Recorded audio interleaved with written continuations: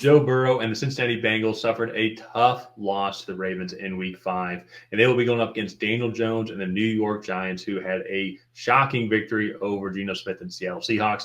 Bengals will be flying to New York for this Week 6 matchup here, and Ryan and I, we're going to break down the game, the matchup within the game that you need to look out for, and at the very end of the video, provide our predictions. But before we get into that, we do have a goal of getting to 100 new subscribers during these Week 6 prediction video series. We've been able to hit that goal over the past couple of weeks, thanks to all of our new members to the channel. So thank you. And so if this is your first time here, or if you have not already, go ahead and subscribe to the Tracy Take, leave a like and a comment. Let us know who you think is going to win and why. And so, Ryan, I will say the Bengals offensively are taking the right steps towards becoming that championship team that we all think that they can be. Same thing I can say for the Giants, even though no one thinks they're a championship team. But offensively, they're taking the right steps, even too with a great victory without Malik Neighbors today as well. However, though, there's kind of one key difference between both of these teams. The Giants defense, I have one of the top defenses in the league. We're able to really stymie Geno Smith and the Seahawks today. While the Bengals have been burned multiple times and once again got burned today by just a dominant performance by Lamar Jackson and that offense. What are some of the areas that you think the Bengals really need to focus on to it's going to be weird to say slow down Daniel Jones in this offense, but Daniel Jones in this offense can put up some points this season now, even without Malik Neighbors. What are some of the factors that you think they need to improve on? Well, I think just as a team, one of the things, like even just watching that Seattle game, was the Giants got some short fields. They even got some points off special teams on the blocked field goal to kind of ice the game there. And Cincinnati can't have any of those opportunities. They have to play. They need to be willing to play the field position game, make the Giants go on these longer drives, make the Giants have to put together 10, 12 plays to get a touchdown here. And then also being stout in the red zone. It is inevitable. Brian Daboll's a good offensive coach. Malik Neighbors will most likely be back for this matchup. And Daniel Jones is having a good season. Devin Singletary as well is also having a pretty good season. So it is inevitable that they will get in the red zone. Can they hold them to field goals in those situations? Whereas before they've been giving up touchdowns and then these games become a shootout. Like their last 3 games, they've scored 38, 34, and 33, but they're 1-2 in those 3 games. If you're scoring over 30 points, you should have an 80% win percentage in all of those games, if not probably higher.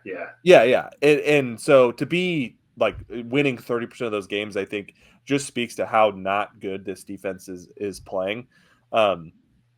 And so to me, it's going to be the small wins for this defense for the Bengals is can again hold them to field goals in the red zone, make them drive the length of the field.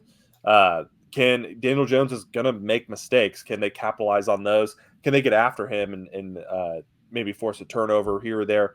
So that for me, I think is going to be some of the keys here. And if I'm the Giants, I'm getting after Joe Burrow. I'm sending Kayvon Thibodeau, Brian Burns, Dexter Lawrence has been a menace in the middle there.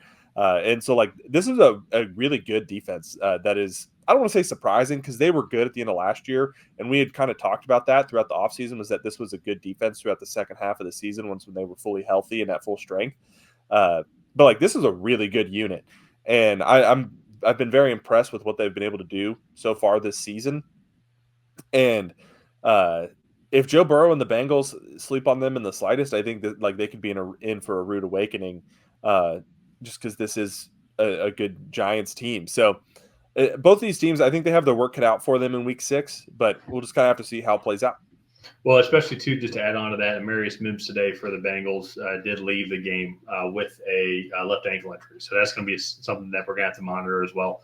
Just adding on to kind of the consistent trend of just the Bengals offensive line not being healthy or just good in general, or both. And so, but I kind of move into this game though. I'm very curious who's going to be the betting favorite coming into this matchup here. And that's why if you want to check it out, check the link down below. BetUS has a bunch of great promotions going on right now for first-time players. So you can check out this game or any of the other Week 6 games going on as well.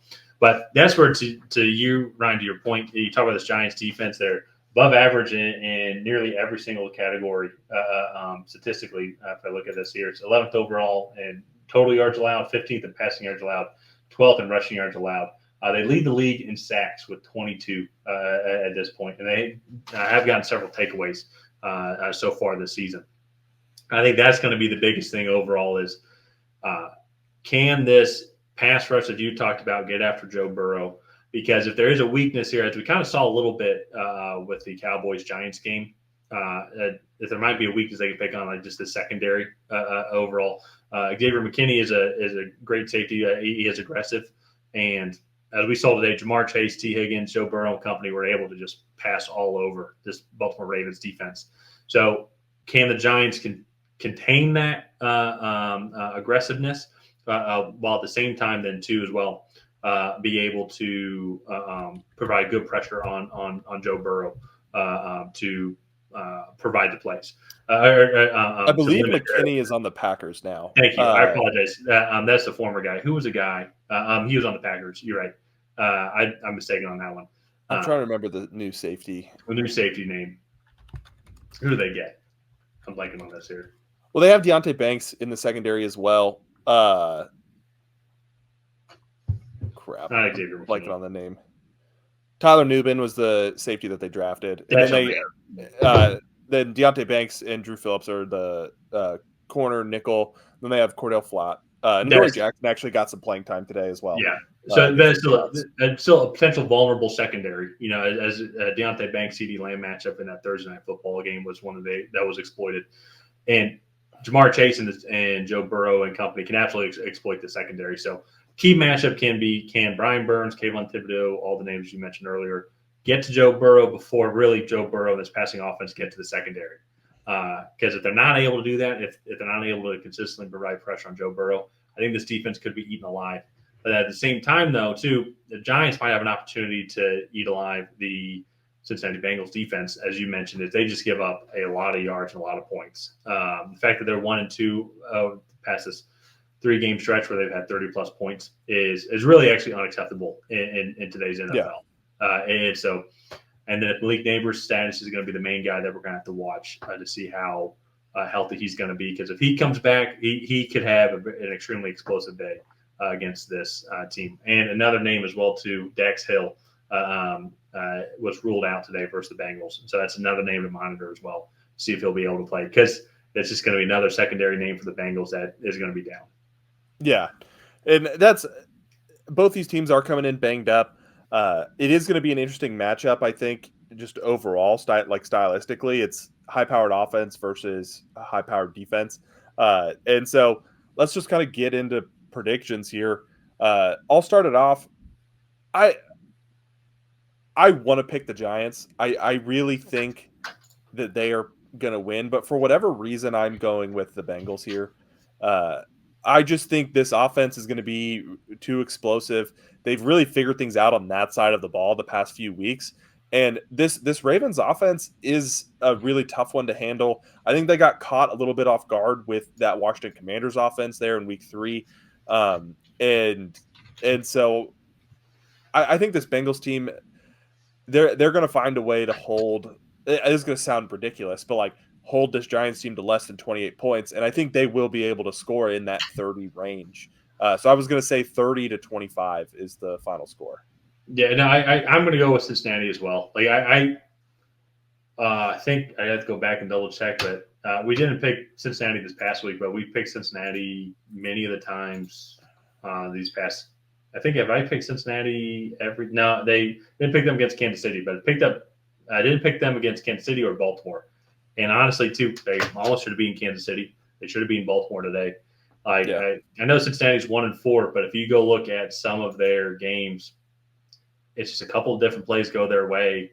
They're 4-1. They should have beat your Patriots. I mean, that was a week 1. That was a horrible. Well, they weren't ready to play. They didn't look ready to play at all in that game. But they have a good team. Their defense is not championship caliber. They need to get better at that. But offensively, though, I don't want to play this team at all. And so Chase Brown's going to be the main running back kind of moving forward, especially with Zach Moss, his ankle injury that he suffered today, going to have to monitor that. So it's going to be more reason why Chase Brown's going to be the main running back. But offensively, though, these guys can hang with absolutely anybody. So it's Yeah. I think it's going to be a high scoring game as well. I think the Giants are going to put some points up on the board also, but I think the Bengals are going to pull out a victory here because also they kind of need it. I don't know what the record is of 1-5 teams making the playoffs, but it can't be that good. Very low, very Yeah. low. So we're both taking the Bengals here. I actually thought we would disagree on this one, but let's go ahead, wrap it up. If you guys have not already, please go ahead and like and subscribe. It is the best way to help out the channel. While you're down there, go ahead and leave a comment on who you think is going to come out ahead. Will it be the Cincinnati Bengals? Will it be the New York Football Giants? Then that we'll see you guys next time.